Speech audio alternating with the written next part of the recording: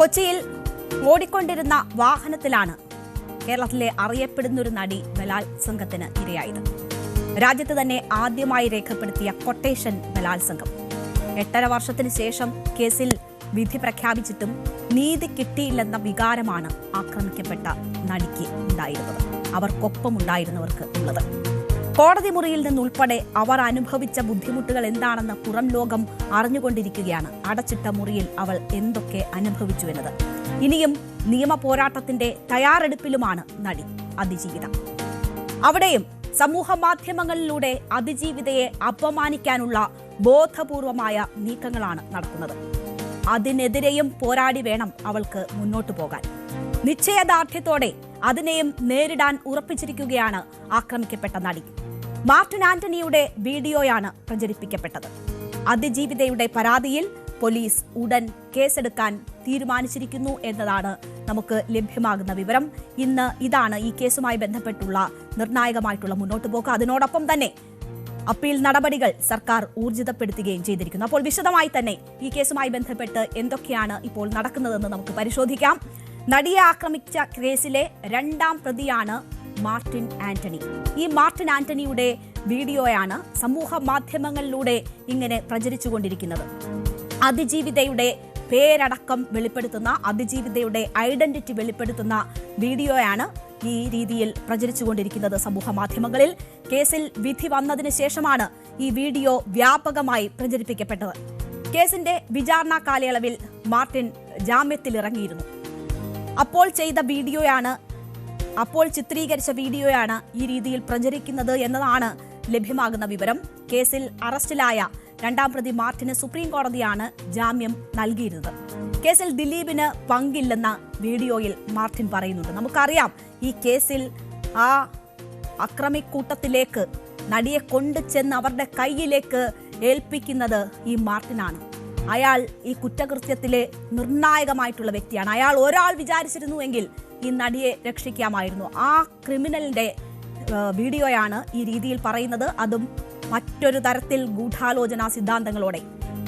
ഈ മറ്റൊരു ഗൂഢാലോചനാ വാദം മാർട്ടിൻ ഇതിൽ കൃത്യമായും മുന്നോട്ട് വെക്കുന്നുണ്ട്. കേസിലെ 1ാം പ്രതി പൾസർ സുനി ഉൾപ്പെടെ മറ്റ് പലരുമായും ചേർന്ന് 8ാം പ്രതിയായിരുന്ന ദിലീപിനെതിരെ നടത്തിയ ഗൂഢാലോചനയെക്കുറിച്ചാണ് മാർട്ടിൻ ഈ വീഡിയോയിൽ പറയുന്നത്.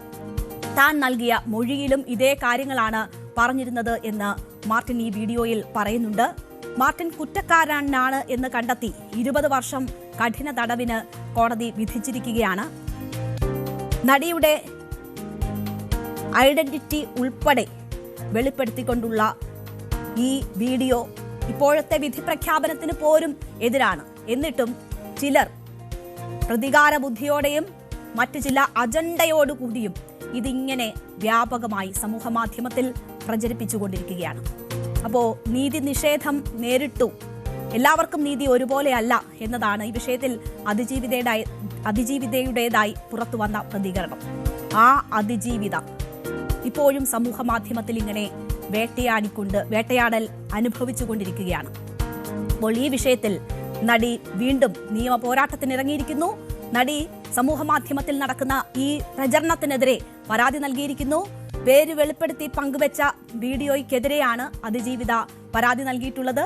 സമൂഹ മാധ്യമങ്ങളിലൂടെ രൂക്ഷമായ സൈബർ ആക്രമണം നടക്കുന്നു എന്നാരോപിച്ചാണ് അതിജീവിതയുടെ പരാതി. 2ാം പ്രതി മാർട്ടിൻ പങ്കുവെച്ച വീഡിയോ നീക്കണം എന്നതാണ് ഈ പരാതിയിൽ പറയുന്ന ആവശ്യം. ഈ വീഡിയോ പ്രചരിപ്പിച്ച ഏതാണ്ട് 20ലധികം ലിങ്കുകൾ ഈ പരാതിക്കൊപ്പം ഹാജരാക്കിയിട്ടുണ്ട് എന്നതാണ് അറിയാൻ കഴിയുന്നത്. നടിയുടെ പരാതിയിൽ വീഡിയോ പ്രചരിപ്പിക്കുന്നവർക്കെതിരെ കേസെടുത്ത് അറസ്റ്റ് അടക്കമുള്ള നടപടികളിലേക്ക് നീങ്ങാനാണ് ഇപ്പോൾ ഈ പോലീസിന്റെ നീക്കം എന്നതാണ് നമുക്ക് മനസ്സിലാകുന്നത്. ഈ വീഡിയോ പ്രചരിപ്പിച്ചവരിൽ പല പ്രമുഖരും ഉൾപ്പെടുന്നുണ്ട്. ആ പ്രമുഖരെ അടക്കം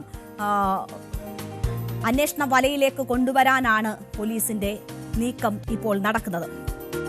നടിയെ ആക്രമിച്ച കേസിൽ പോരാട്ടം തുടരും എന്ന് പ്രഖ്യാപിച്ചതിന് പിന്നാലെ ഇന്നലെ രാവിലെയാണ് അതിജീവിത സർക്കാരിന്റെ ക്രിസ്മസ് വിരുന്നിൽ പങ്കെടുക്കാനായി തലസ്ഥാനത്ത് എത്തിയത്. അതിനുശേഷം വൈകിട്ടോടെ അതിജീവിത മുഖ്യമന്ത്രി പിണറായി വിജയനുമായി കൂടിക്കാഴ്ച നടത്തിയിരുന്നു. ക്ലിഫ് ഹൌസിൽ എത്തിയാണ് അതിജീവിത മുഖ്യമന്ത്രിയെ കണ്ടത്. മുഖ്യമന്ത്രിയുടെ ആവശ്യപ്രകാരമായിരുന്നു ആ കൂടിക്കാഴ്ച എന്നതാണ് നമുക്ക് മനസ്സിലാകുന്നത്. നീതിക്കായുള്ള പോരാട്ടത്തിൽ സർക്കാർ എല്ലാവിധ പിന്തുണയും നൽകുമെന്നും സർക്കാർ ഒപ്പമുണ്ടാകുമെന്നും അതിജീവിതയ്ക്ക് മുഖ്യമന്ത്രി ഉറപ്പു നൽകി. ഏതാണ്ട് 20 മിനിറ്റോളം ആ കൂടിക്കാഴ്ച നീണ്ടുനിന്നു. ഈ കേസിൽ മേൽക്കോടതിയിൽ അപ്പീൽ നൽകുന്നതിന് സർക്കാർ തയ്യാറെടുക്കുന്ന പശ്ചാത്തലത്തിൽ കൂടിയാണ് ഈ കൂടിക്കാഴ്ച എന്നത് നമ്മൾ കാണണം. ഉടൻ അപ്പീൽ നൽകുമെന്ന് അതിജീവിതയ്ക്ക് മുഖ്യമന്ത്രി ഉറപ്പു നൽകി. ഒപ്പമുണ്ട് എന്ന വലിയ സന്ദേശവും മുഖ്യമന്ത്രി നൽകി.